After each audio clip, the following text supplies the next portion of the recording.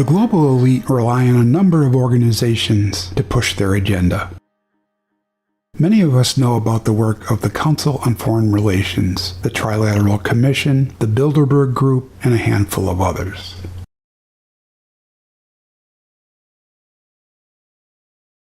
The Tavistock Institute for Human Relations is included and instrumental in this collection of subversive organizations.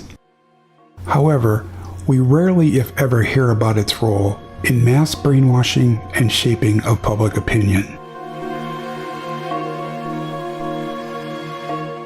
As I covered in a previous episode, the elite are active on several fronts to reduce world population and basically turn the planet into a lockdown, high-tech prison where a demoralized and reduced population is completely under the iron-fisted rule of a world government.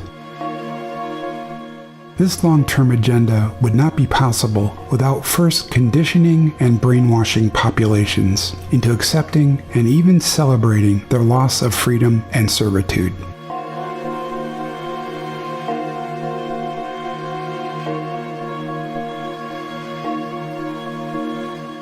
The control agenda of the Tavistock Institute was first exposed in 1969 by author and researcher John Coleman. His monograph, The Tavistock Institute of Human Relations, Shaping the Moral, Cultural, Political, and Economic Decline of the United States of America, revealed deep connections between this organization and the ruling elite.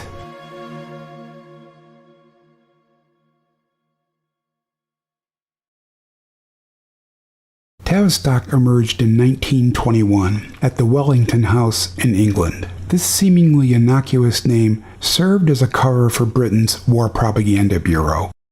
David Lloyd George, the Chancellor of the Exchequer, was given the task of setting up a British War Propaganda Bureau.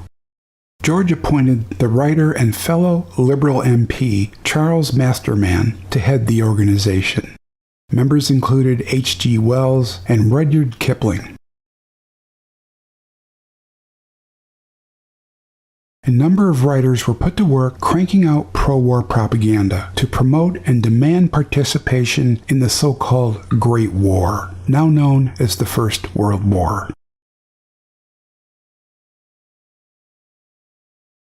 According to Coleman, the Tavistock Institute at Sussex University in London is owned and controlled by the Royal Institute for International Affairs, also known as the Chatham House. This is the epicenter of the British establishment. Its meetings are secret, like those held by the Bilderberg Group.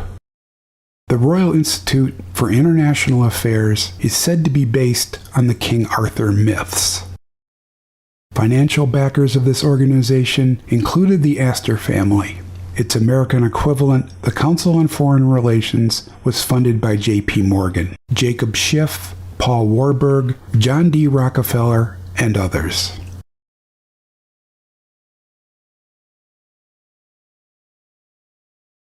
The Wellington House role in the effort to manipulate both British and American citizens and demand their unwavering support for mass murder and sacrifice was headed up by the Viscount Baron Rothermere and Alfred Charles William Harmsworth, the first Viscount of Northcliffe. Northcliffe was essential to the brainwashing project. He owned the Daily Mail and the Daily Mirror newspapers. Rothermere was the chairman of the Daily Mail and General Trust. According to Coleman's research, Tavistock received its funding from the British royal family and later the Rothschilds, to whom Lord Northcliffe was related through marriage. It also received funding from the Rockefeller family trusts and the Milner Group. The royal family played an instrumental role in guiding the agenda, according to Coleman's research. At least 2 Americans were involved in this project of mass manipulation of the public, Walter Lippmann and Edward Bernays. Lippmann, who would later introduce the concept of Cold War, was a notable member of the Council on Foreign Relations, established in 1921. He played a significant role in the Woodrow Wilson decision to get the United States involved in the war in Europe, despite having promised not to. Edward Bernays, known as the father of spin, was a master propagandist and public relations wizard. He was the nephew of Sigmund Freud. Bernays called the effort to brainwash the public psychological warfare.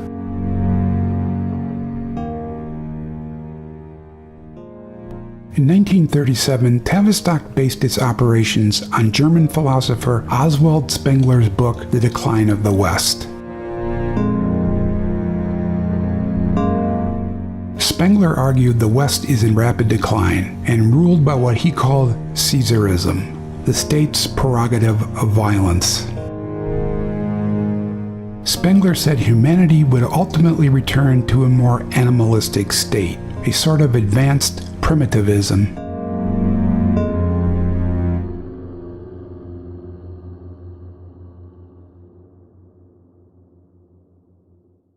Spengler's analysis is hardly a match for the Tavistock agenda implemented by the elite, the British royal family, and globalist one-world organizations. Tavistock took what it wanted from Spengler, the theory civilization is doomed and must be replaced with a different system. Not the primitivist social utopia imagined by Spengler, but rather a one-world globalist totalitarian government set on reducing population and controlling all aspects of society.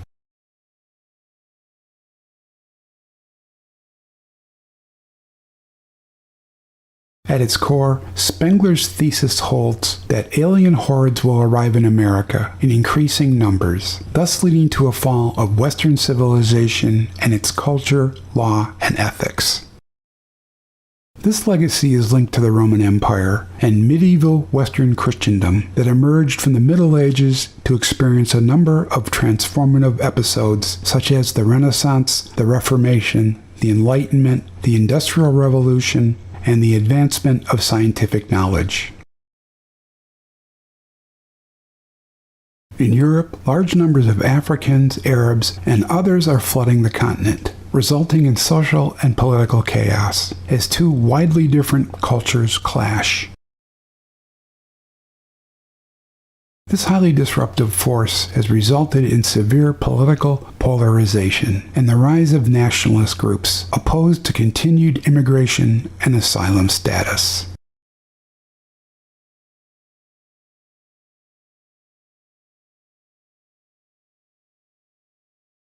Wellington House Board members Rothmere, Northcliffe, Lippmann, and Bernays also praised a book by Correa Mullen Walsh, The Climax of Civilization, published in 1917. Walsh argues civilization has reached the end of its centuries-long use of natural resources and is plagued by irreversible social and moral decline.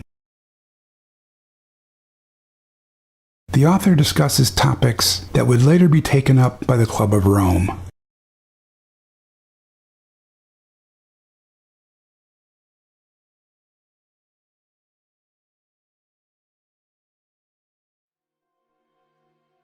The massive propaganda effort undertaken by Tavistock during the First World War went into overdrive in the United States. By far, most Americans opposed entering the war, and Tavistock and others worked to change this. In Britain, it only took a couple of years of relentless media propaganda to turn the British people from opponents of the war into enthusiastic advocates and participants. The same model was used to get the United States into the war.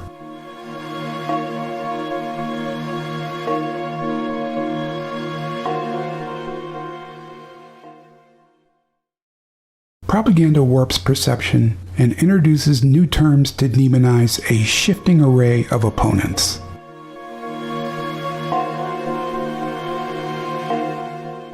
For instance, in America, the Tavistock propaganda effort labeled war opponents as isolationists, a term that would later be used by Roosevelt to manipulate the nation into fighting the Second World War.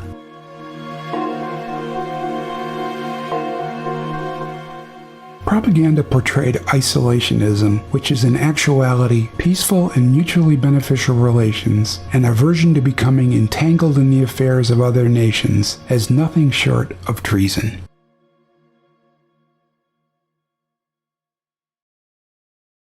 At the time, President Wilson preached the idea of a one-world government. He managed to lower, if not destroy, tariffs that protected the American economy and worker.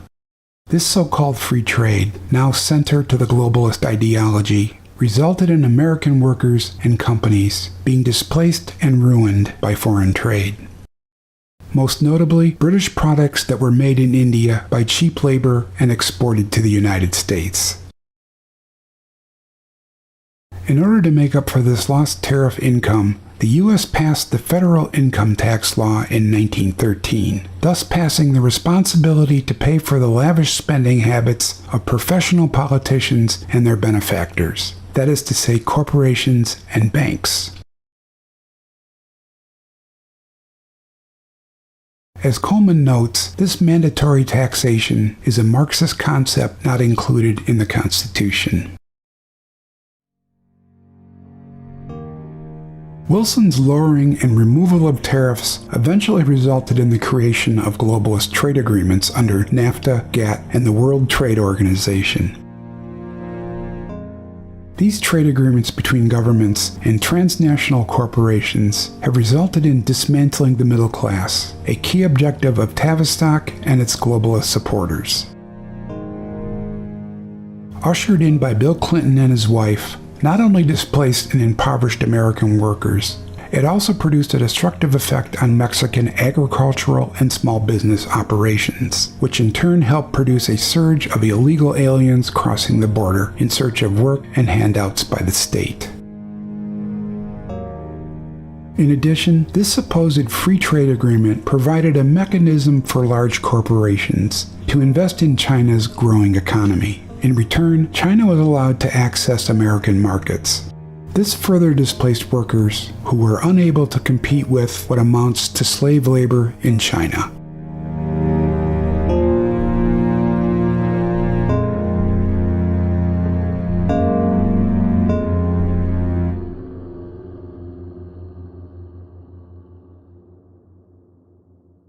Tavistock and the Wellington House also pushed for the passage of the Federal Reserve Act, the same year an income tax was forced on the American people.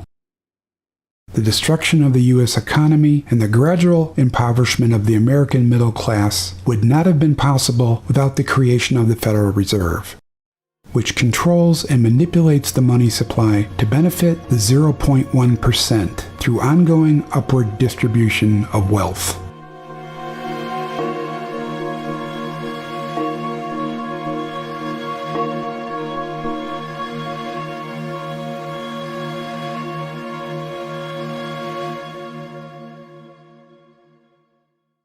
Both Lippmann and Bernays were involved in this banker cartel consolidation of wealth and assets. They established the National Citizens League, a rather transparent oxymoron, under the direction of Samuel Untermyer, a prominent New York lawyer who pushed the Federal Reserve Act and associated legislation, including the Clayton Bill. Before the Federal Reserve Act could be signed by Wilson, it was gone over with a fine-tooth comb by Colonel Edward Mandell House and the British oligarchy represented by the banker J.P. Morgan.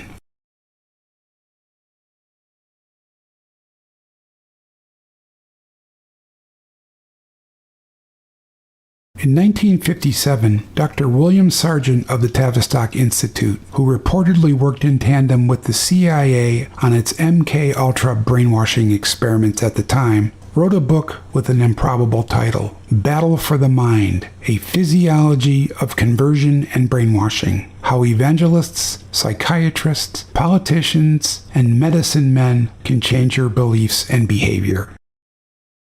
Sargent explains how alien beliefs can be implanted in the human brain through induced fear, anger, and excitement. He writes that of the results caused by such disturbances, the most common is temporarily impaired judgment and heightened suggestibility.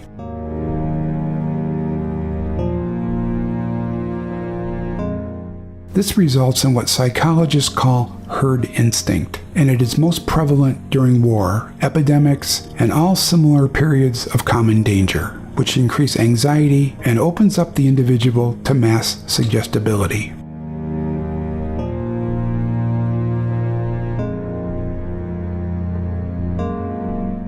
Jim Keith, the author of Mass Control: Engineering Human Consciousness, describes Tavistock as a collaborative effort of British military intelligence and the psychiatric establishment. Keith writes that Tavistock's influence reaches the mass corporate media, corporations, governments, and the psychiatric establishment. Coleman has said the moral, spiritual, racial, economic, cultural, and intellectual bankruptcy we are now in the midst of today is the product of a carefully planned Tavistock program.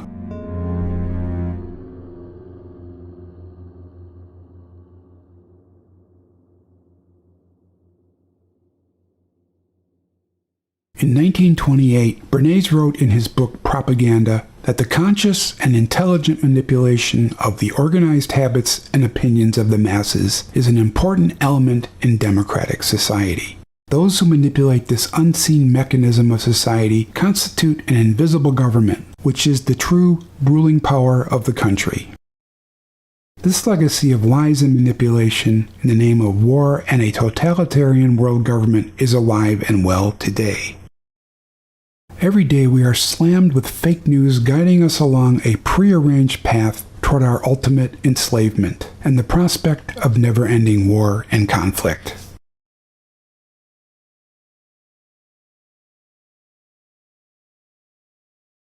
I believe we are heading into a new war, the ultimate conflict, the final push to have us accept, either through directed propaganda or physical violence by the state, a suicidal showdown between the US, Russia, and China.